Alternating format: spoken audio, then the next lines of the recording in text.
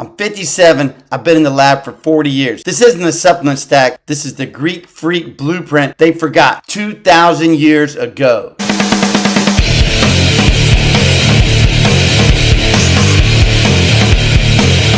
Modern bodybuilding is chasing a look that did not exist 2,000 years ago. They want mass. My ancestors wanted mastery. I'm Tony. This is Greek Freak Training. And I'm going to show you training for function builds a better physique than training for trophy. Look at this statue. Now, look at this. One was carved 2,500 years ago by people who had never seen a gym. The other represents the pinnacle of modern bodybuilding science. Optimal training splits, precise macro tracking, advanced supplementation. So why do most people think the statue looks better?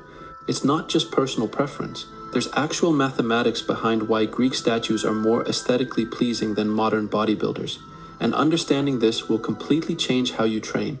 I'm going to show you something that sounds impossible. The ancient Greeks accidentally discovered the exact formula for building the most aesthetically pleasing physique possible.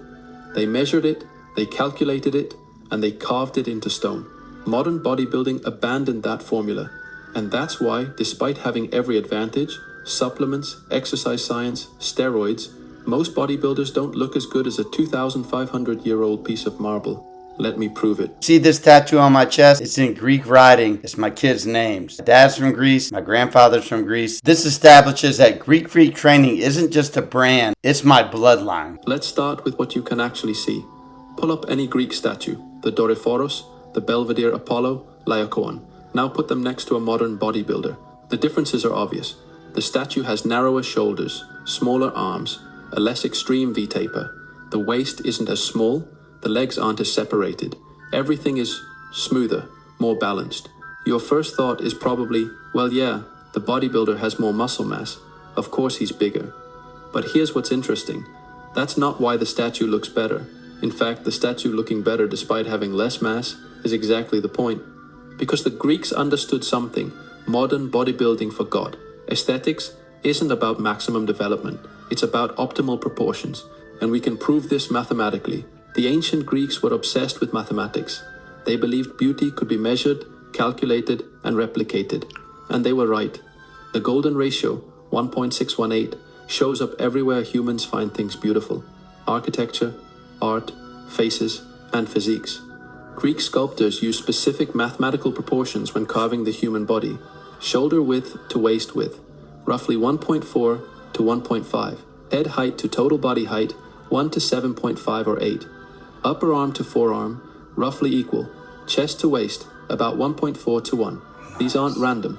They cluster around the golden ratio and its derivatives. The script discusses golden ratios 1.618 and specific shoulder to waist ratios 1.4 to 1.5. 1.4 ratio actually matched what I see in the gym with athletes I train. Now here's where it gets interesting. Modern bodybuilders consistently exceed these proportions. A top men's open competitor might have a shoulder to waist ratio of 1.7, even 1.8. Their arms dwarf their forearms. Their quads overpower their calves. And when you push past these mathematical boundaries, something happens. You enter what's called the Uncanny Valley. The physique stops looking idealized and starts looking distorted, cartoon-like, wrong. It's the same reason CGI characters can look creepy. They're close to human proportions, but just off enough that your brain rejects them. Greek statues sit exactly at the peak of the aesthetic curve. Modern bodybuilders push past it. But here's the part that'll really mess with your head. The Greeks weren't even trying to look good. They were training to fight. That's where the pankration comes into play. Pankration was an unarmed combat sport. Ancient mixed martial arts, wrestling, javelin, discus. These weren't bodybuilding exercises. They were combat and athletic training. The Greek ideal physique, the one immortalized in marble, was a byproduct of training for performance. They never did a bicep curl, never counted macros, never posed in a mirror checking their symmetry. They wrestled. They threw heavy objects, they practiced gymnastics, they sprinted, and their bodies adapted by building exactly the right amount of muscle in exactly the right places to perform these movements. Compare this to modern bodybuilding. Today, we train for aesthetics divorced from function. Chest day, arm day, leg day. We isolate individual muscles, trying to grow them as large as possible. The result?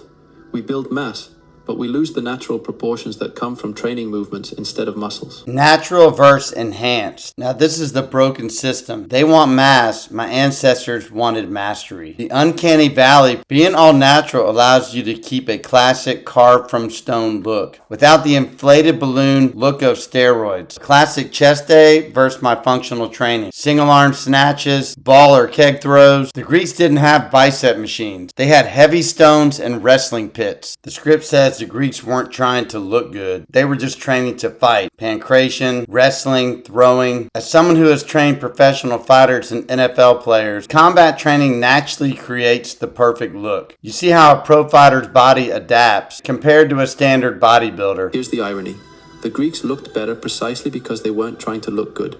Function dictated form, and function creates better aesthetics than artificially chasing size. Now let's talk about the elephant in the room, drugs. Greek statues represent what's achievable naturally. No testosterone injections, no growth hormone, no psalms, just food, training, and genetics.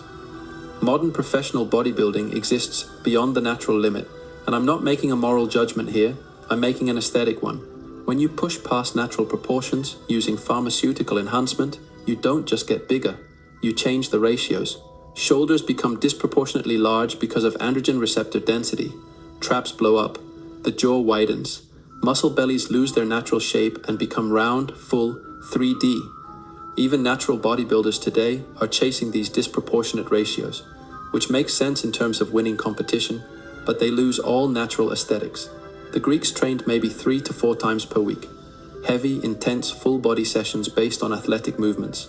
Their bodies had time to recover, time to develop dense, hard muscle rather than pumped, glycogen-swollen tissue.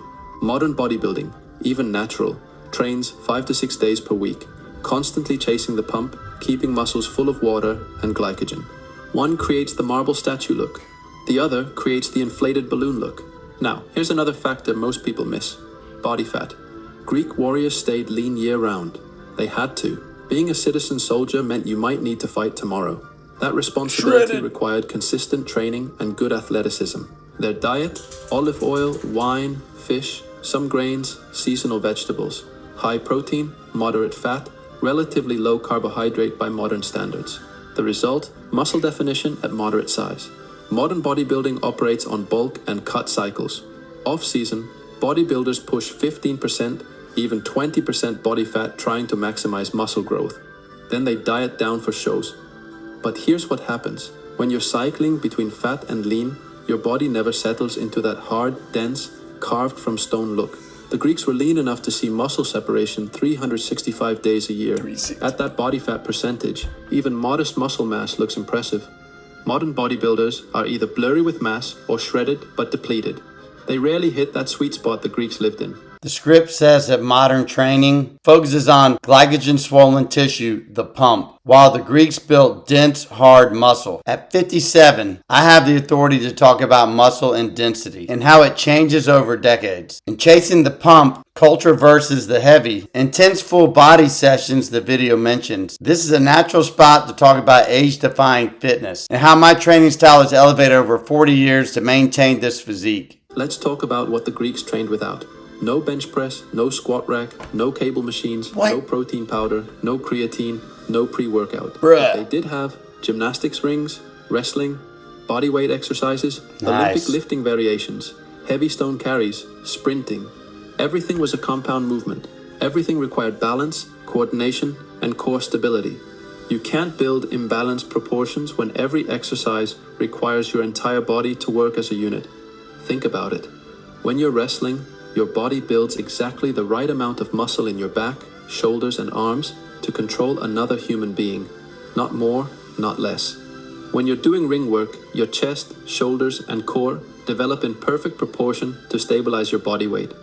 When you're throwing a discus, your entire posterior chain coordinates to generate rotational power.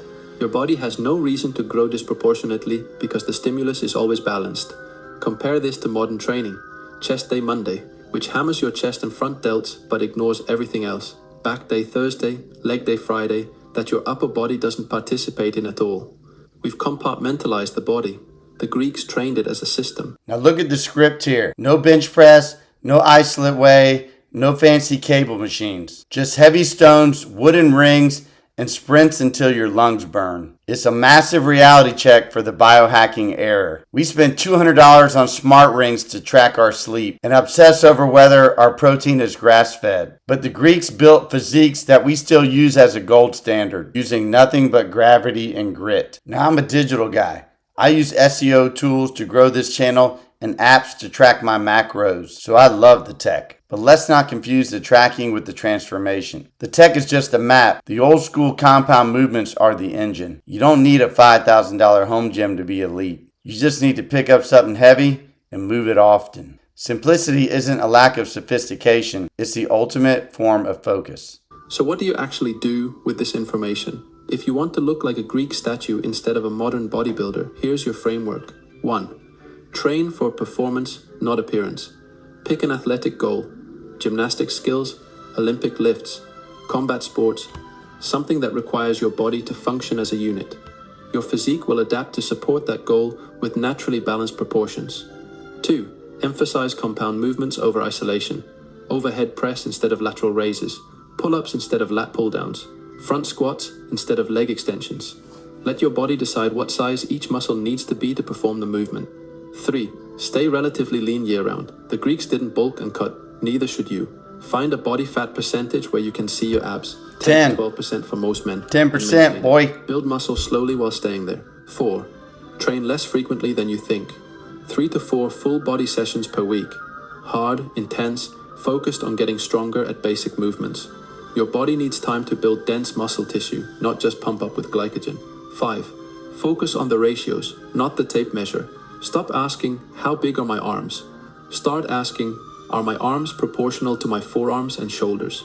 3 actionable tips based on my Greek freak philosophy. 1. Full body frequency. Why I prefer high volume circuits over isolation. As most of my training sessions, I'm doing a lot of compound movements. I usually do a little bit of isolation at the end if I want to shape and sculpt a little bit in the arms. But you don't have to do that much, as every exercise you're doing on a pull day, you're getting a lot of biceps. On a push day, you're getting a lot of triceps. So you could probably get away with anywhere from 3 to 5 sets at the end. So don't focus so much on ISO. Focus on the compound movements, and you can even throw in a lot of supersets and giant sets at the end of your workouts, and that'll increase your natural growth hormone. When you're doing heavier loads early on, that'll increase your natural testosterone. So the combination will give you natural results like the Greeks, instead of using all these enhanced drugs. Actionable tip 2, stay lean. The script says the Greeks didn't bulk or cut. They stated a 10 to 12% body fat year round. Most fitness creators talk about bulking seasons. My philosophy is maintaining a photo shoot ready statue look. Now to stay lean, the warrior diet, olive oil, fish, veggies, lean chicken, organic, lean ground beef, white rice. You want to try to keep your fat low. If your fat's really high, you're not really going to be able to get the cuts in your abs. If you're having a problem showing the cuts in your abs, focus on cutting your fat grams and cut your sodium. If you're bulking, obviously you're going to eat higher fat, as carbs isn't going to do it alone. You need a lot of fat to bulk. For this warrior diet to stay lean and be 10% year round like I am, focus on low fat, low sodium. And I can eat high carbs and still stay shredded. And obviously high protein. Usually you want to shoot for your body weight in grams, or if you're in a deficit, 1.5 grams times your body weight. Actionable tip number 3, performance first. Now in performance first,